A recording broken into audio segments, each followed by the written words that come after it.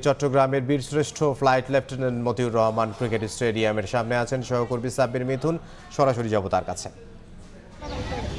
প্রথম দিন শেষে আসলে বাংলাদেশ অনেকটা এগিয়ে থেকেই শেষ করলো এই ভিত্তিতে বলা যায় যে যেভাবে সেকেন্ড সেশনে জিম্বাবুয়ে ডমিনেট করেছে, অর্থাৎ কোনো উইকেট না হারিয়ে যারা যেভাবে খেলেছে তাদের মনে হচ্ছিল প্রথম দিন শেষে তারা বেশ ভালো অবস্থানে পৌঁছে যাবে।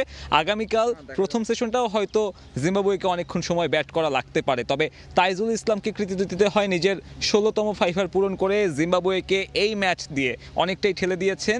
বোলারদের হয়ে যতটুকু করা যেত প্রথম দিনে এই ফ্ল্যাট উইকেটে তা তারা করে দেখিয়েছেন। পাশাপাশি নাঈম হাসানও বেশ ভালো বল করেছেন।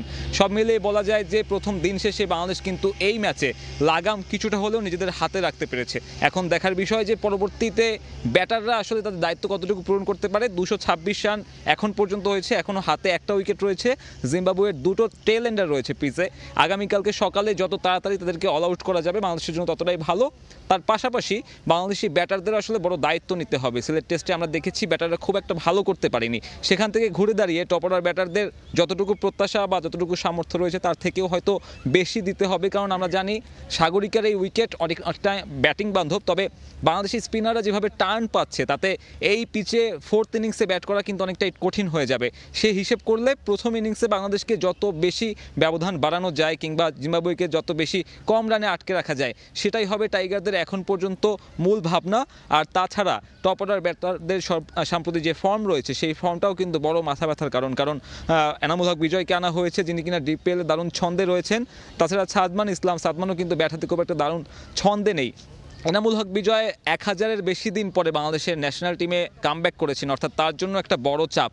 সেই চাপ উতরে এনামুল হক বিজয় এই রানের সামনে বাংলাদেশকে কতটা ভালো শুরু এনে দিতে পারবে এবং আগামীকালকে সকালের সেশনে বোলাররা শেষ উইকেটটা তুলে নিতে কতটুকু সময় নেবে তারপরে আসলে বলা যাবে যে এই ম্যাচে বাংলাদেশ আসলে কতটুকু এগিয়ে আছে। আপাতত প্রথম দিন শেষে বোলারদের যে পারফরমেন্স তাতে বলতে হয় সকালের সেশন বা দ্বিতীয় সেশনে যেভাবে বোলাররা নির্বিষ ছিলেন কিংবা ফিল্ডারদের যে অবস্থা ছিল তা অনেকটাই কাটিয়ে ওঠা গেছে তাইজুল ইসলামের সেই ফাইফারে। তাইজুল ইসলাম তার 16তম ফাইফার পূরণ করেছেন টেস্টে, পাশাপাশি জিম্বাবুয়ের বিপক্ষে তার এটি 5ম ফাইফার। সব মিলিয়ে তাইজুল ইসলাম সিলেট টেস্টে যেমনটা রংহীন ছিলেন সেখান থেকে কিন্তু এই সাগরিকায় এসে নিজের নামের প্রতি যথেষ্ট সুবিচার করতে পেরেছেন। পাশাপাশি নাঈম হাসান বেশ ভালো বল করেছেন। আমরা জানি নাঈম হাসান সাগরিকার এই উইকেটে বরাবরই ভালো করেন। এছাড়াও তানজিম সাকিবের কথা বলতে হয়, যদিও বা সে টেকনিক্যালি এক উইকেট পেয়েছেন তবে তার ডেবুটা এখন পর্যন্ত সন্তোষজনক। আমার কাছে সাগরিকা থেকে বাংলাদেশ জিম্বাবুয়ের টেস্ট নিয়ে এখন পর্যন্ত এই ছিল সবশেষ।